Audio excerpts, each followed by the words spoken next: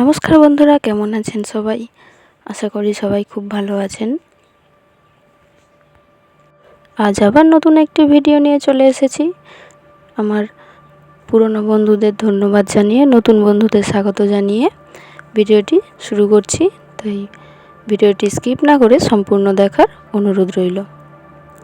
আজকে বানাবো খেসারির ডাল, একদম সিম্পল রান্না। যারা সিম্পল খেতে খুব পছন্দ করেন, বেশি তেল মশলা পছন্দ করেন না, তারা এভাবে বানিয়ে দেখতে পারেন।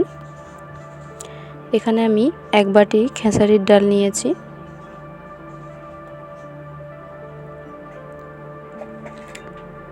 কড়াইয়ে জল বসিয়ে দিয়েছি।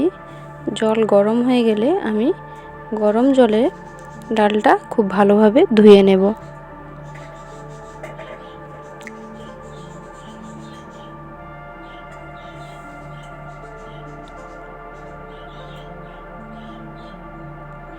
ঠান্ডা জলে ডাল ধুলে ডালটা সেদ্ধ হতে দেরি হয়, তাই আমি গরম জলে ধুয়ে নিচ্ছি। আপনারাও গরম জলে ধুয়ে নেবেন। দেখুন, এখানে জল গরম হয়ে গেছে। গরম জলের মধ্যে আমি দিয়ে দিচ্ছি ডাল। আমি এখানে কড়াইয়ের মধ্যে ডালটা সেদ্ধ করে নিচ্ছি। আপনারা চাইলে কুকারেও সেদ্ধ করে নিতে পারেন।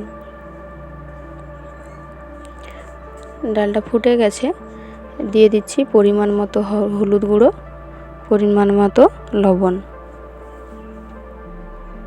দেখুন, ডালটা প্রায় 80% সেদ্ধ হয়ে গেছে।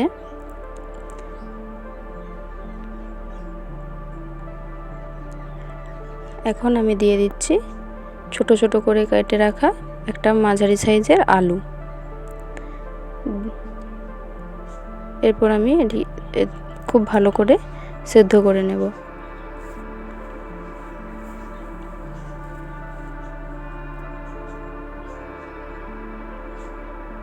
দেখুন, ডালটা সেদ্ধ হয়ে গেছে। ডাল আলু খুব ভালোভাবে সেদ্ধ হয়ে গেছে। এবার আমি নামিয়ে নিচ্ছি। কড়াইয়ের মধ্যে দিয়ে দিচ্ছি সরষের তেল, 3টে গোটা লঙ্কা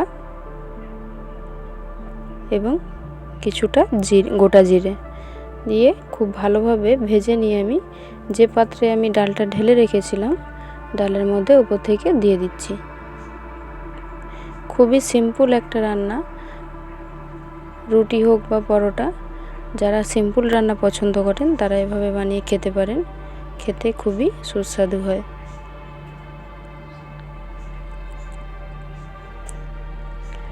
আপনারা অবশ্যই বাড়িতে ট্রাই করে দেখবেন। ভিডিওটি কেমন লাগলো অবশ্যই জানাবেন কমেন্টে। ভিডিওটি ভালো লাগলে একটি লাইক করে চ্যানেলটি সাবস্ক্রাইব করে দেবেন। দেখা হবে পরের একটি ভিডিওতে। সবাই ভালো থাকবেন, সুস্থ থাকবেন।